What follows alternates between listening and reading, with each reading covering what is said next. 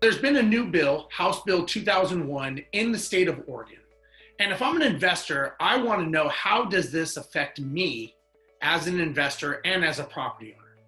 Hi, everyone. I'm Steve Rosenberg with Mynd Property Management. Today, I'm joined with Scott Mazuka, who's the portfolio manager in the Portland area for Mynd. Scott, thank you for joining today.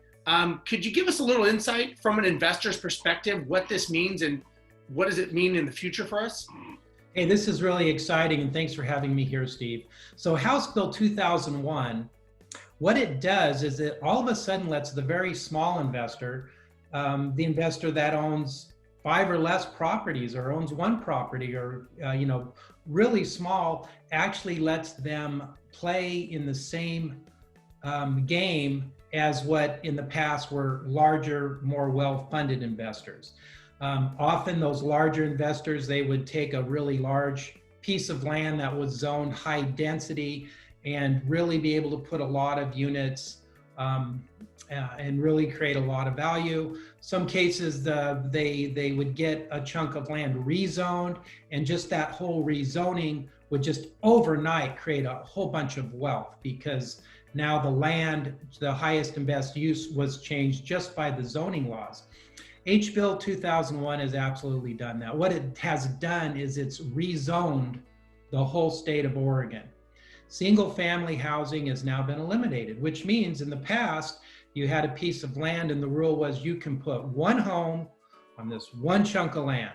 That was all you could work with. Now all of a sudden, this has been rezoned. So now all of a sudden you could say, you know what? I could add an ADU. That could be an Airbnb opportunity. That could be a way for you to put a grandma or another family member into to pool resources. Or it could be this little rental property.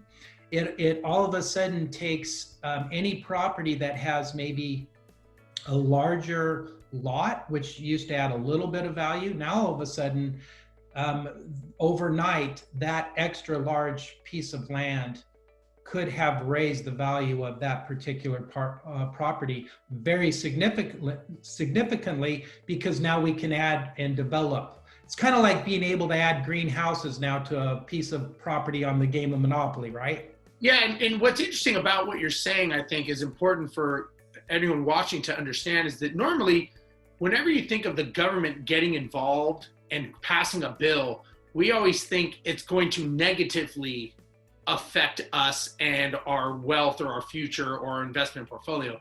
And from what it sounds like from an investor's perspective, this is opening up and leveling the playing field to say, I can put whatever I want on this piece of land because this piece of land is better as an apartment complex or fourplex or whatever it is. It helps the government because now they are getting more people that have roofs over their head so that they are not responsible as much. And it helps the investor because they can get best use, most economic sense out of a piece of land, as opposed to just saying, sorry, that's only single family, that you can't do anything. Now, my question though is, if I had a house and I lived in a house, does that mean that somebody can come and put an apartment complex or a commercial strip mall next to my house now, or is there still zoning against that?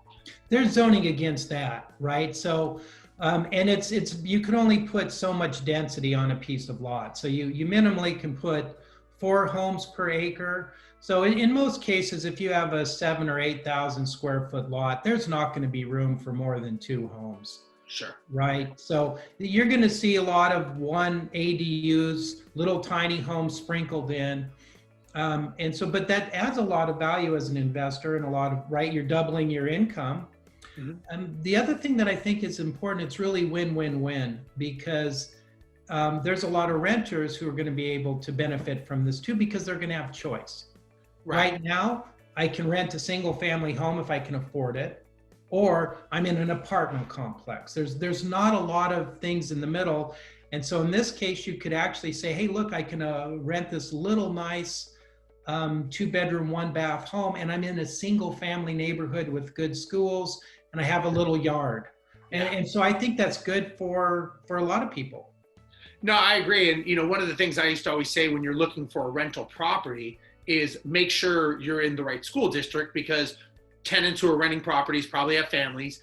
And the challenge, though, is if you're in a very nice area with a nice school district, it may be out of the reach of certain tenants. Well, now, like you said, if they put an ADU or a smaller unit on there, as an investor, you can maximize that revenue and that income, because now you are right sizing the piece of land for the person that could rent it. So it definitely makes a lot of sense. And I think this is going to be great news for investors, for the state of Oregon, for property management companies to be able to manage more units onto one piece of lot.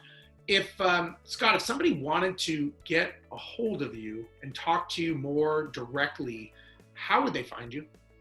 The best way to go is to our website. That's www.mynd.co. That's Mind is MYND. Click on the state of Oregon and my contact information will be there. Great. On behalf of Scott, myself, and Mind Property Management, thank you for watching. We'll see you next time.